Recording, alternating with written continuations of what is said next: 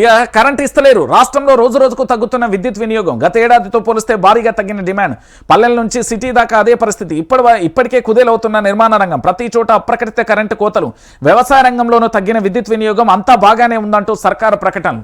రాష్ట్రంలో కరెంటు పరిస్థితి మళ్ళీ ఆనాటి రోజులను గుర్తు తెస్తుంది. రాష్ట్రంలో త్వరలో గతంలో చూసిన చీకటి రోజులు వచ్చేలా కనిపిస్తున్నాయి. విద్యుత్ వినియోగం నానాటికి పడిపోవడం దీనికి నిదర్శనం. గత ఏడాదితో పోలిస్తే రాష్ట్రంలో కరెంటు వినియోగం భారీగా పడిపోయింది. దీంతో పట్టణాల నుంచి పల్లెల దాకా కరెంటు కోతలు కొనసాగుతున్నాయి. ఇటు పారిశ్రామిక రంగం అటు వ్యవసాయ రంగం కూడా కుదేలైపోతున్న పరిస్థితి కనబడుతుంది. అంటే పూర్తి స్థాయిలో కూడా 24 గంటల కరెంటు కానీ, దాంతోపాటు పరిశ్రమలకు కానీ, దాంతోపాటు అంటే పట్టణంలో కానీ గ్రామీణ ప్రాంతంలో దాదాపుగా చాలా చోట్ల కూడా కరెంటు పోతున్న పరిస్థితి కనబడుతుంది.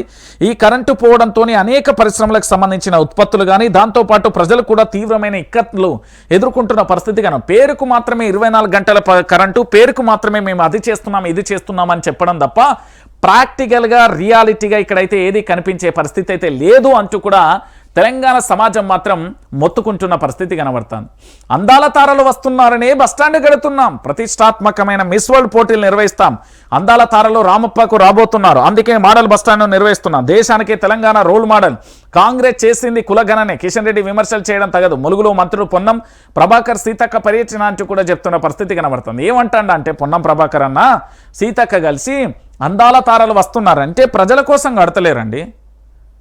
అందాల తారలు ఇట్లా టిక్ టిక్ అని నడుచుకుంటూ వస్తారు కదా, ఏమంటారు దాన్ని, ర్యాంపాప క్యాట్వాక ఏదో వాక్ చేస్తారు కదా, గట్ల అయిపోయింది.